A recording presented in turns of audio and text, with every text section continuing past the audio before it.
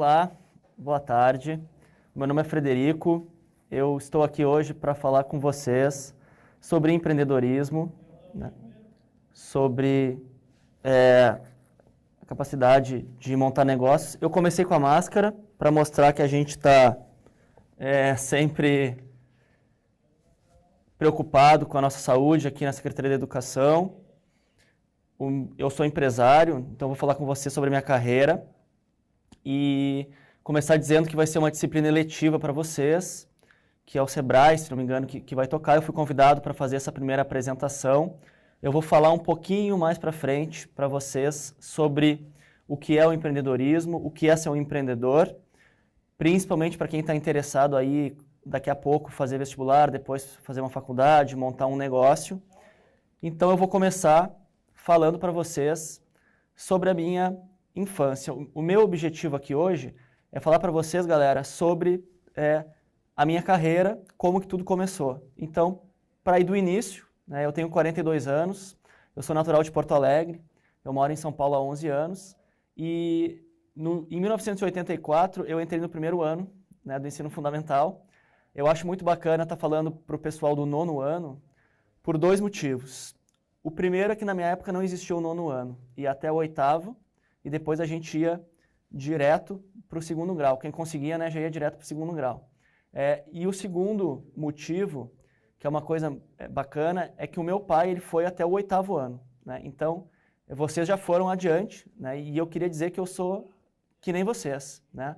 A minha mãe ela é funcionária pública do município, em Porto Alegre, e o meu pai trabalhava como vendedor, tá bom? Então, a história que eu vou contar para vocês era de um menino que não sabia muito bem o que ia ser da vida, e com o passar do tempo a gente foi trabalhando, eu fui trabalhando e fui descobrindo por minha própria conta o meu caminho, tá bom? Eu gostaria de dizer para vocês que vocês podem mandar perguntas a qualquer momento, eu não preciso falar e no final vocês fazerem perguntas. Eu tenho aqui um monitor que vai apresentar algumas, né, das perguntas de vocês, espero que venham algumas perguntas e eu espero que vocês gostem. Então eu já falei um pouquinho sobre mim, falei um pouquinho sobre o meu pai e a minha mãe, né? E ali eu coloquei um caderninho na apresentação com uma calculadora e com os livros, porque na época da escola a minha preferência era pelo português e pela matemática. E eu sempre gostei de números, mas eu gostava mais de escrever. Eu gostava muito de escrever e ler. Por quê? A minha avó era professora do município e a minha mãe era bibliotecária. Então, eu fui sempre cercado por livros e eu gostava muito de ler. E aí, em 1994, para encurtar a história, eu terminei o terceiro ano, né? Então, ali está de 84 a 94. Se vocês fizerem uma conta, são 11 anos, porque conta o 84 até o 94. Então, se fosse 94 menos 84 ia dar 10, mas ali como a gente tem um ano que eu cumpri o primeiro ano em 84, primeiro ano do Fundamental 1, a gente está falando de 11 anos. Vocês hoje, vocês têm 12 anos ao todo, tá bom? Então, galera, depois que eu saí do colégio, vem aquela pergunta, né? Enquanto a gente ainda está no colégio, mais ou menos ali pelo oitavo ano, hoje nono ano, primeiro ano do segundo grau, o que eu vou fazer da minha vida, né?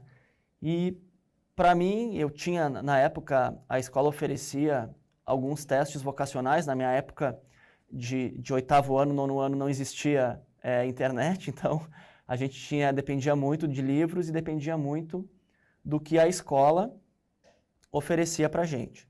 Então eu, como gostava muito de escrever e gostava muito de criatividade, enfim, de histórias, né? Hoje em dia eu diria para vocês que se naquela época tivesse saído o filme do Senhor dos Anéis ou alguma coisa nesse sentido, era o que eu mais gostava. Então eu resolvi que a minha faculdade ia ser algo que me desse a oportunidade de exercer a minha criatividade. E eu escolhi por fazer publicidade e propaganda. E eu estudei muito, gente, eu estudei muito. Eu levei muito a sério não só o terceiro ano do segundo grau, mas eu comecei no primeiro ano porque eu sabia que a maioria das matérias que iriam cair seriam as matérias do segundo grau, só que as matérias do segundo grau, para o melhor entendimento, a gente tem que ter uma boa base, então eu sempre fui bem estudioso, né? E também porque apesar dos meus pais não terem condições de sobra, eles me colocaram uma parte numa escola particular e eu sabia do valor daquele investimento, né, do valor do dinheiro para eles que eles estavam me proporcionando. Então foi isso que eu resolvi fazer. Tá? Aqui já tem uma pergunta, né? Como saber qual é a profissão que devo seguir, da Bianca? Como eu estava comentando antes, Bianca, hoje existem uma série de testes, então eu recomendo que vocês procurem na internet. Hoje tudo é muito fácil, que a gente pode procurar na internet. A gente procura por teste vocacional. E aí, geralmente, quem gosta mais de humanas, né, que é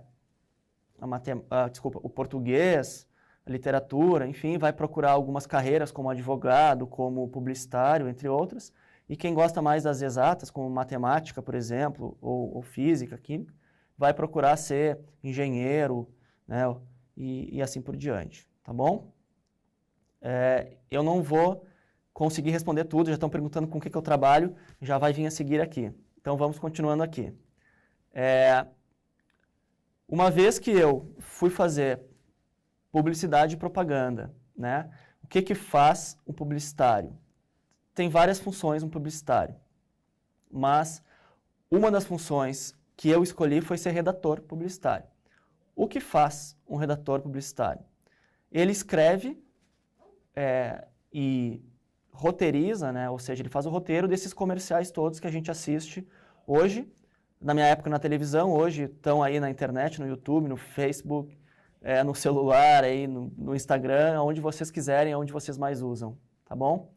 Então, ele que tem a ideia, então é um redator e um diretor de arte. O redator, ele escreve todo o texto, ele escreve todas as sequências, e o diretor de arte, ele vai fazer um anúncio, né, para o jornal ou para uma revista, ou então a gente vai contratar alguém de cinema para fazer um comercial, e esse comercial pode ir para televisão, mas ele pode também ir para o YouTube, para o Face, para a internet, de maneira geral, tá bom? Então, eu comecei a minha carreira e eu fiquei 5 anos como redator publicitário. Eu trabalhava em agências de publicidade. Já estou respondendo aqui o João Vitor, que fez essa pergunta. Isso naquela época, tá, João? No início dos anos 2000.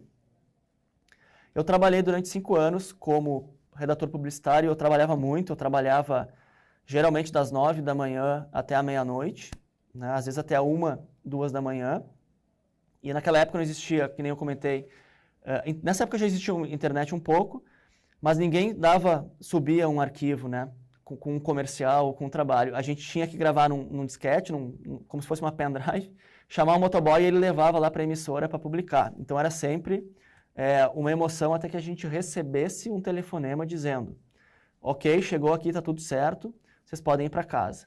Então às vezes a gente ficava até a meia-noite, 1 da manhã, não só trabalhando, mas a gente ficava esperando para ver se estava tudo ok. Tinha uma parte boa que geralmente tinha uma janta que era bem boa que a agência pagava para a gente. Depois de 5 anos, eu resolvi mudar um pouco. Então eu quero que vocês guardem bem essa palavra mudança, né? Quando a gente falar sobre empreendedorismo, porque a mudança não só para o empreendedor, para qualquer profissional, mesmo para o estudante, ela é frequente. Então eu resolvi que eu iria mudar um pouco e eu resolvi ser trainee, que é uma palavra difícil, que nada mais é do que um estagiário que passa por um processo seletivo e ele concorre com uma série de outras pessoas para entrar numa empresa. O trainee, ele vai trabalhar em uma área específica da empresa. Eu trabalhei não montar os projetos para os clientes e muito menos vender alguma coisa. Quando eu entrei nessa empresa como trainee, tinha um grande problema em cima disso. Tinha uma frase que dizia que quem trabalha, quem ama o que faz, não trabalha um único dia. E eu, por algum momento, tanto como redator, como trainee, eu não era feliz. Uma boa parte disso, porque eu não gostava de ter chefe, eu não gostava de ter um chefe que brigava e gritava comigo o dia inteiro, mas tinha alguma coisa a mais que eu achava que talvez fosse uma falta de autonomia e uma falta de poder não somente estar responsável pelo texto, não estar responsável pela venda, mas quem sabe pegar o produto ou, enfim, a empresa do início ao fim. Então, no final das contas, durante os meus 5 primeiros anos e meio, eu não era feliz. Eu coloquei ali um infeliz até em verdinho, para não colocar em vermelho, para não ficar muito forte. Mas, na verdade, infeliz é uma palavra forte. E, no final, eu sentia que faltava algo mais. Tenho uma pergunta da Júlia, que gosta de desenhar. Se isso pode render para ela no futuro. Júlia, com certeza, você tem uma série de profissões que você pode seguir. Se você gosta de desenhar, você pode ser arquiteta, você pode ser publicitária, trabalhar com ilustrações, você pode desenvolver games, a parte de visual, né? Fazer os cenários, fazer os personagens. Tá? No final eu deixo o meu contato para quem quiser me mandar mais perguntas. Eu vou deixar o meu e-mail pessoal, tá bom? Mas sim, com certeza você pode. Eu trabalhei durante 15 anos com um rapaz, que hoje já não é mais um rapaz, está com 50 e poucos anos, que ele sabia desenhar. Olha que história bacana. Como que ele foi contratado a primeira vez por uma agência de propaganda? Ele trabalhava no elevador do edifício. Ele era ascensorista. Então ele passava o dia inteiro subindo e descendo e desenhando, porque ele passava o dia dentro do elevador e o passatempo dele era desenhar. Um dos diretores da agência de propaganda que eu trabalhava olhou aqueles desenhos, ele já tinha mais de 20 ou 25 anos, e disse, você tem muito talento, você quer trabalhar comigo?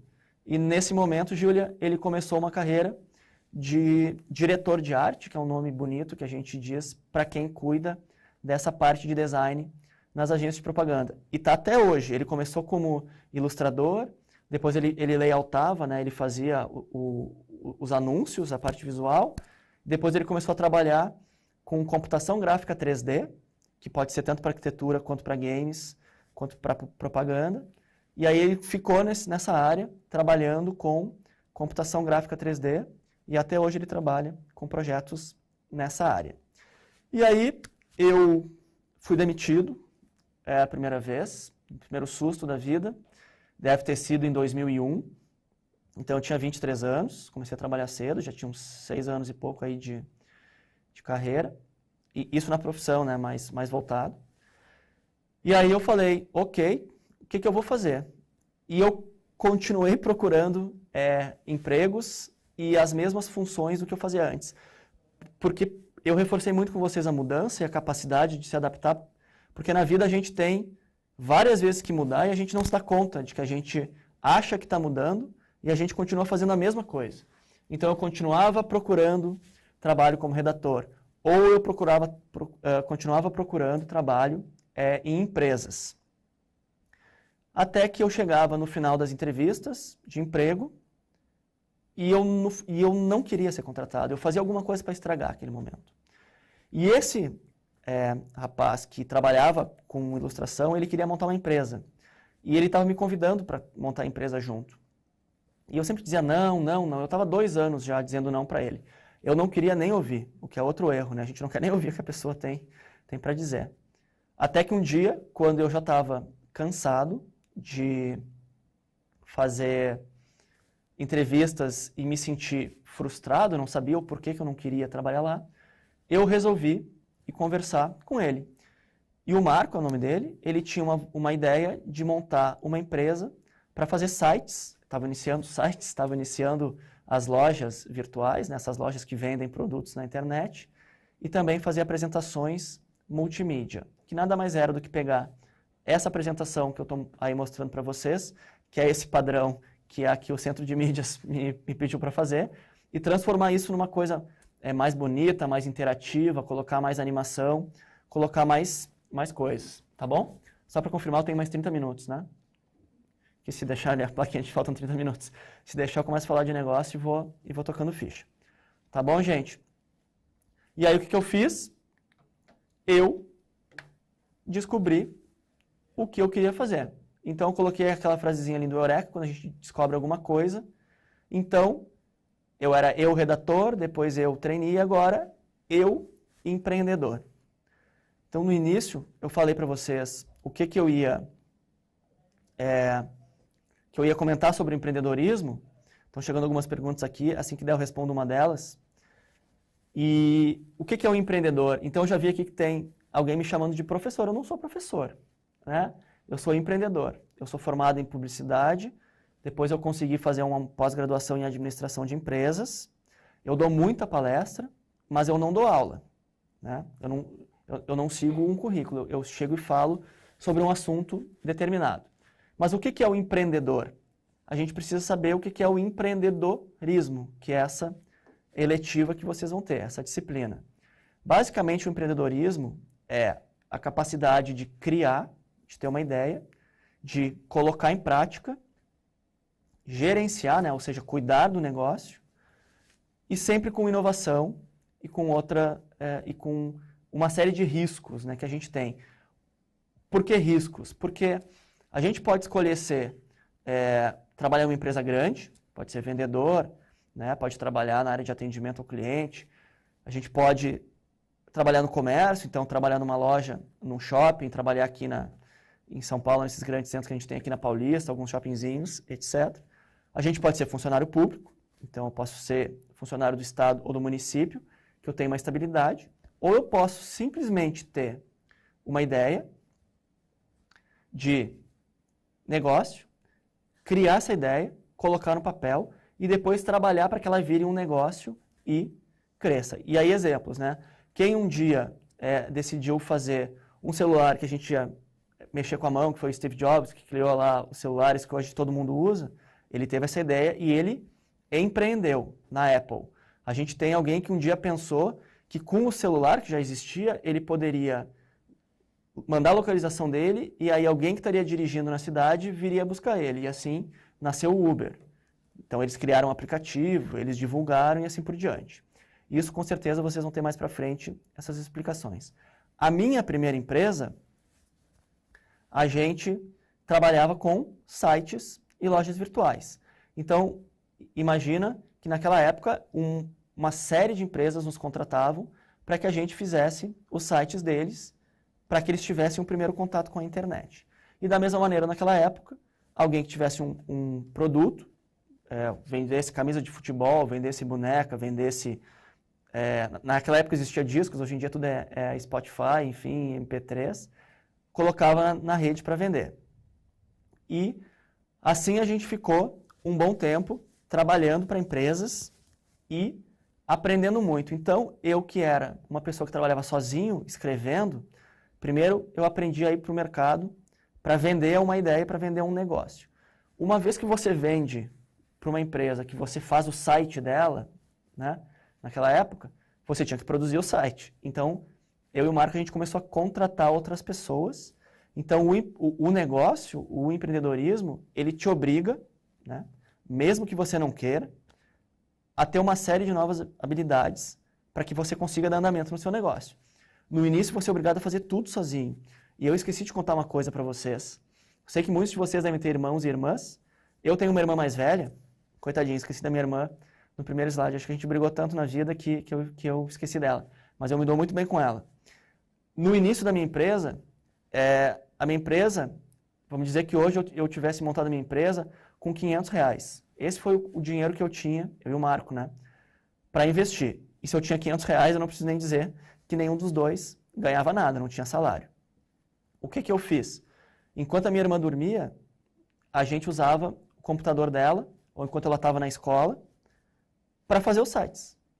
E aí a minha irmã, indiretamente, foi a minha primeira investidora, né? A primeira pessoa que acreditou no negócio. E a empresa foi crescendo, foi muito bacana. Os meus pais não entendiam nada, como é que o negócio crescia, porque, imagina, minha mãe funcionária pública, meu pai vendedor, ele não entendia como é que eu conseguia vender sites, que eles não sabem até hoje, acho direito o que é, talvez hoje eles saibam, estão com 80 e poucos anos. Como que eu conseguia vender para grandes empresas? Né? Então, aqui em São Paulo, como que eu consigo vender uma coisa para a Eletropaulo? Né? Como que eu consigo vender uma coisa para o shopping Pátio Paulista, ou enfim, como que eu consigo vender essas coisas todas para o mercado, para a CPTM, para o metrô, né? Para a Ceasa, enfim.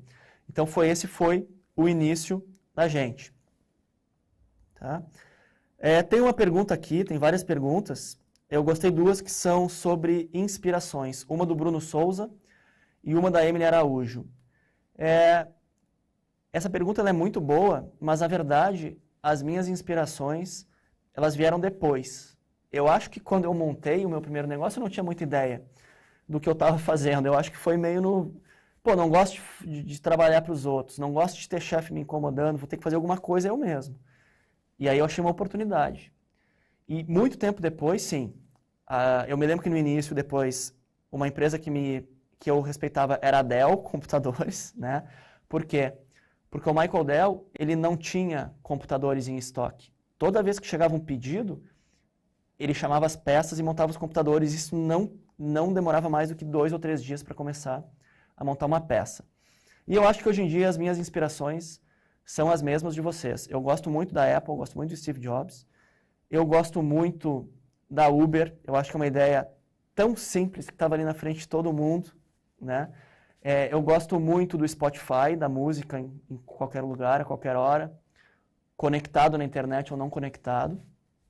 E eu poderia listar aí milhões de inspirações, mas eu também acho que tem inspiração em casa, eu acho que tem inspiração dos meus pais, que trabalhavam muito. Então vocês aí que com certeza os pais trabalham muito, a gente tem sempre que seguir adiante e não desistir. Eu acho que essa é uma inspiração que não é do empreendedor, essa é uma inspiração da vida, pessoal. Tá bom? Daqui a pouquinho eu já volto para as perguntas aqui. Pessoal, quem eu não respondi, se quiser me mandar depois as perguntas, eu posso responder também. Tá bom? E aí veio a primeira mudança. Qual que foi a primeira mudança? Eu percebi naquela época que eu tinha um mercado interessante, um produto interessante, mas os meus clientes estavam começando a me pedir umas outras coisas. O que eles me pediam? Eles me pediam para fazer treinamentos. Não é ainda o vídeo, é depois. É depois. Obrigado. Tranquilo. O próximo, aí. Então, o que a gente fazia? A gente fazia sites, a gente fazia lojas virtuais. Começaram a surgir 1 milhão de empresas que faziam lojas e sites, né, lojas virtuais e sites. A concorrência foi ficando muito alta. Quando a concorrência aumenta, quando tem muita gente fazendo a mesma coisa, né, o preço acaba caindo. Né? O cliente ele tem muita oferta, né, para escolher, e aí o preço acaba caindo. A gente estava se mantendo bem. Nessa época a gente já devia ter uns 5 funcionários, mas a gente viu que tinha uma outra demanda, que a área de treinamento das empresas, ou seja, quando um funcionário entra numa empresa, ele recebe uma série de treinamentos. Se ele é da área de vendas, ele aprende a falar com o cliente, ele aprende a negociar com o cliente. Se ele é da área operacional, por exemplo, se ele é um eletricista, ele vai aprender sobre eletricidade, ele já sabe para ser contratado, mas ele vai ser novamente treinado de acordo com os padrões da empresa, ele vai subir no poste, vai mexer no transformador, entendeu? Eles vão mexendo numa série de coisas. E foi exatamente numa empresa que mais tarde eu iria descobrir que era a Eletropaulo, na época, tá bom? No Rio Grande do Sul ela chamava AS Sul, tudo que é debaixo de São Paulo aqui para vocês é Sul, né? Então, lá era AS Sul, aqui era AS Eletropaulo. A gente descobriu que eles tinham muita demanda para fazer treinamento. E aí eu e o Marco, a gente sentou e falou assim, gente, a gente já está com 5, 6 funcionários, a gente está continuando a crescer, o que a gente pode fazer de novo? E aí, como ele era muito bom de desenho, né, lembrando a pergunta da Júlia do desenho, a gente viu que a gente tinha uma oportunidade de criar treinamentos, né, pequenos vídeos para os clientes, isso mais ou menos em 2005, 2006, e esses videozinhos, eles eram todos com personagem, né, ilustrações, tinha áudio, né, tinha locução, tinha movimento, tinha animação, era como se fosse um desenho animado. Isso deu muito certo para o público operacional. Então a gente começou a trabalhar para todas as empresas de eletricidade, setor elétrico, ou seja, quem leva a luz para a nossa casa, esse estúdio aqui está todo iluminado, quem traz a energia até aqui é a Enel, porque agora a Eletropaulo mudou, ó, de novo a palavra mudança, virou Enel. E a gente começou a ter muito sucesso nessa área. Em 2008, eu nunca vou esquecer, teve uma crise, né? A gente hoje em dia já está super acostumado com crises, que foram várias de 2008 para cá, Mas essa crise em 2008 foi muito grave. Foi nos Estados Unidos, foi uma crise com os bancos. E a gente perdeu uma série de clientes no Rio Grande do Sul, porque eles deixaram de investir. Então, eu morava em Porto Alegre, e aí eu falei com alguns amigos meus, e eles falaram, Frederico, no Rio Grande do Sul não dá mais, você vai ter que ir para São Paulo. Eu falei, como assim? Né? Que nem eu contei para vocês lá no início, eu não tinha muitas condições, eu não viajava muito, eu não tinha vindo para São Paulo ainda, imagina, eu tinha quase 30 anos. E aí, eu falei, se é para minha empresa continuar viva, eu vou ter que morar em São Paulo. E aí eu vim morar em São Paulo com a cara e a coragem, vim morar na casa de um amigo meu, mais especificamente no chão da sala da casa dele, né? Eu nunca lembro quando ele foi dormir uma vez, ele tinha um apartamento de um dormitório, e ele disse assim, com sotaque de paulista, falou, nossa, mano, seus amigos tudo em hotel, e você dormindo no chão da minha casa. E eu falei para ele, para mim tá maravilhoso, se eu não tiver que pagar, eu posso ficar aqui o tempo inteiro. Graças a Deus, ou para minha sorte, ou por muito trabalho, eu consegui que aqueles clientes que eu tinha no Rio Grande do Sul, em Porto Alegre, em algumas cidades próximas, eles também tinham a matriz aqui. Então lá era o que a gente chama de filial, e aqui é a matriz, ou seja, a sede da empresa, a parte principal era aqui. E aí eu consegui fazer com que alguns dos clientes que eu atendia em Porto Alegre contratassem a minha empresa aqui também em São Paulo. E em 3 meses, 80% do nosso faturamento já vinha de São Paulo. E o que eu fiz? Pai e mãe, vou morar em São Paulo. E na época eu tinha uma namorada que eu ia casar, não casei, eu vim para cá, ela não veio junto. Então foram várias mudanças de cidade, mudanças de relacionamento, né? Então antes eu estava em um relacionamento sério, no dia seguinte eu não estava em um relacionamento sério, e assim a vida foi seguindo. Tem uma pergunta aqui do Adrian da Silva, que pergunta se os meus pais me apoiaram na minha escolha. Sim, Adrian, eles me apoiaram e, mais importante que isso, eu acho, olhando para trás, eles nunca influenciaram, né? Então, se não teve um apoio formal, eles simplesmente não disseram, não faz isso, ou faz aquilo, vai ser advogado, meu filho, vai ser médico, meu filho, vai ser engenheiro. Não, eles simplesmente me escutavam e diziam, é isso que você quer? Eu dizia, é. É isso que você gosta? Eu dizia, é. E aí a gente continuava. Tá? Pergunta o Paulo Henrique, que eu queria ser quando criança. Paulo Henrique, jogador de futebol, queria jogar no Inter. Tá? Ainda quero, na verdade, estou um pouco velho. Acho que não vai dar mais. Eu acho que eu sabia quando eu era criança o que eu não queria. Eu não queria ser arquiteto, eu sou péssimo de desenho. Por isso aí, ó, que eu me juntei com o Marco, né, que era bom de desenho, que nem eu posso me juntar com a Júlia um dia aí, depois que ela sair da escola. Não queria ser médico. Eu nunca tive problema com sangue, mas eu sabia que eu não ia querer abrir uma pessoa e fazer uma cirurgia, nem nada. Então, eu sabia primeiro o que eu não queria. E aí, mais para o final da escola, como eu era bom de escrever, como eu gostava de ler, como eu era criativo, tinha muita imaginação, que eu escolhi ser publicitário. E olha, gente, faz 18 ou 19 anos que eu não atuo na minha área de formação. Então, na vida nunca é definitivo.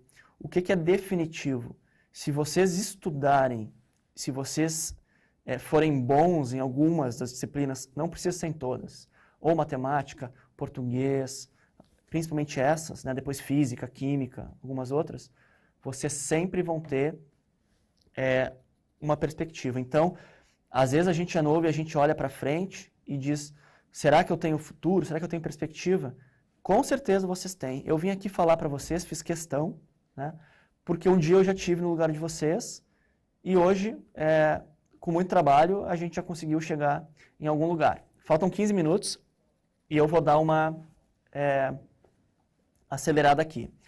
Então, eu vou pedir só para o pessoal, antes de colocar o próximo vídeo, eu vou falar da segunda mudança. Então, assim, a primeira mudança foi de redator em agência de propaganda para trabalhar em empresa. A segunda mudança foi grande, foi para trabalhar no meu próprio negócio.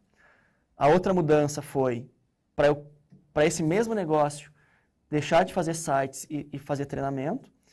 E depois, ali por 2013, né? Então, mais uma vez, ali um período de 5 anos, que eu não acho que seja uma regra, pode ser 2, pode ser 1, pode ser 7 ou 10, eu mudei de novo. Por quê? Porque diziam que o futuro tinha chegado e eles falavam muito em realidade virtual. Eu não sei quantos de vocês já ouviram falar em realidade virtual. O que é a realidade virtual? Era, na época, os japoneses e os americanos, né, sempre eles, colocavam um celular na frente do rosto, com um capacete, né, para segurar o celular, com um vídeo rodando ali, e você com aquele capacete, com aquele celular, você estava dentro, né, de um ambiente, dentro de uma fábrica, dentro da sua própria casa, dentro de um shopping center, dentro da sua escola, né, dentro do pátio da escola, e era fantástico. E a gente olhou aquilo e disse, a gente já correu na frente nos sites, a gente já fez treinamento, vamos correr agora para trabalhar com realidade virtual. Então eu vou mostrar um vídeo que foi feito pela nossa própria empresa. Eu acho bacana porque ele é meio que um trabalho de publicitário, que é a minha formação, só que é da minha própria empresa. Então que é a carreira que eu escolhi, que é ser empreendedor. Então eu vou pedir para o pessoal rodar primeiro um vídeo sobre a tecnologia, né, como que funciona e o que é a realidade virtual, para que todo mundo que está aí assistindo consiga saber, né, e ter a mesma ideia. E depois já eu vou rodar um vídeo de um cliente nosso, que era uma construtora, que eles faziam todo um treinamento, como se fosse um game, né, um videozinho, um game, para que os funcionários, o operário, o eletricista, o pedreiro, ele pudesse ter um treinamento melhor, como se ele estivesse no próprio lugar. Então, por favor, rodar uns 2 minutinhos aí de cada vídeo. O primeiro pode rodar inteiro, o segundo são uns 2 minutinhos.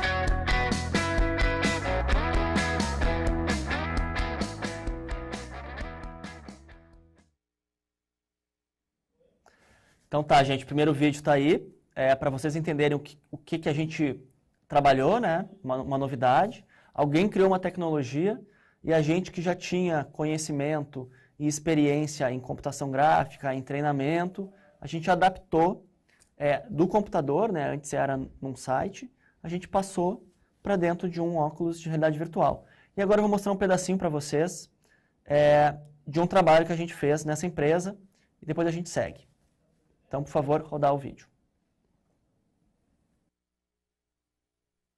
De percepção de riscos da Camargo Correia Infra. Você realizará uma atividade de manutenção no circuito elétrico do quadro de distribuição de tomadas de força em um canteiro de obras. Fique atento às setas indicativas no cenário. Elas lhe ajudarão a encontrar o caminho e completar os objetivos. Lembre-se sempre de tomar todas as medidas de segurança antes e durante os procedimentos. Bom treinamento!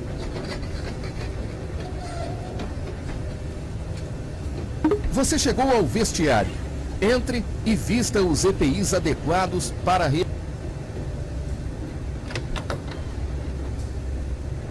Olá! Use a sala reservada para vestir os EPIs e, quando terminar, fale novamente comigo. Clique em OK Você vestiu os EPIs. Chegou a hora de inspecionar o seu colega. Sinalize os itens incorretos. Iniciar a inspeção. O que gostaria de fazer com este item? Marque uma das opções. Continuar inspecionando. O que gostaria de fazer com este item? Marque uma das opções. Então aí, gente, espero que vocês tenham gostado. Espero que tivesse claro para vocês, que conseguissem ter visto um pouquinho do que a gente fazia naquela época. E aí, o que aconteceu? Tinha uma imagem aqui nesse slide, eu tive que tirar, mas era um prédio desabando. Por quê? Porque lembra que eu falei que a gente começou pequeno, a gente foi mudando de cidade, a gente foi mudando de produto que a gente fazia. Em 2015, 2016, o Brasil entrou numa situação muito complicada economicamente, e a empresa, que naquela época tinha 15 pessoas, mais uns 10 fornecedores que trabalhavam de vez em quando com a gente, então, direta e indiretamente, a gente dava emprego e salário para 25 pessoas, aquela empresa quase quebrou. Eu tive que demitir 14 pessoas nos 2 anos seguintes. Eu quase enlouqueci. Tem uma pergunta do William que eu vou responder no final, sobre as dificuldades de ser empreendedor no Brasil. O fato é que naquele momento a minha vida desabou, a minha vida profissional, e eu tive que recomeçar. Então, mais uma vez uma mudança, só que dessa vez, primeira vez na minha vida, com aproximadamente 35 anos, 37, foi uma mudança forçada, não fui eu que escolhi dessa vez. Foi a mudança que me pegou, né? Não vou dizer de surpresa, pegou muita gente de surpresa. E aí, o que aconteceu em seguida? Eu, que nos últimos 15 anos tinha trabalhado para mim mesmo, como empreendedor, eu tive que ir atrás de outra coisa para fazer. E o motivo de eu estar aqui hoje falando para vocês, alunos da rede estadual do estado de São Paulo, é que um amigo meu, sabendo que eu estava procurando alguma outra coisa, porque a minha empresa estava em dificuldades, me indicou uma russa, imagina só, gente, uma russa, né? Então, eu que gostava de português e matemática, graças a Deus eu estudei inglês. No início, meus pais investiram e depois eu estudei por conta. Nunca parei de estudar inglês. Eu nunca parei de estudar inglês e eu recomendo muito que vocês que tenham possibilidade, oportunidade, procurem na internet, assistam filmes, escutem músicas, porque você pode falar 5, 10 idiomas, mas o inglês é o mais importante. Se você falar o inglês, daí não tem tanta importância que você não fale outro. Claro que é bom falar espanhol, alemão, italiano, francês, né? Eu não falo russo, até hoje eu não falo russo. Até visitei uma escola, se não me engano, foi em Ribeirão Preto, e tinha um menino que falava russo, e ele tinha certeza que eu falava russo. Por quê? Porque eu trouxe uma empresa da Rússia para o Brasil. Olha que legal. E o que faz essa empresa? Uma plataforma de matemática. E nós trabalhamos com a rede estadual de São Paulo, chama Dragon Learn, né? Então, Dragon com N e Learn de aprender. L de livro, E de elefante, A de amor, R de rato, N de navio. Dragon com N, Learn, tudo junto, .com.br. E eu trouxe essa empresa 2 anos e meio atrás. Minha primeira experiência para trabalhar com uma empresa de fora. Imagina, quando eu fui contratado, a minha chefe era russa. Ela falava um inglês muito ruim.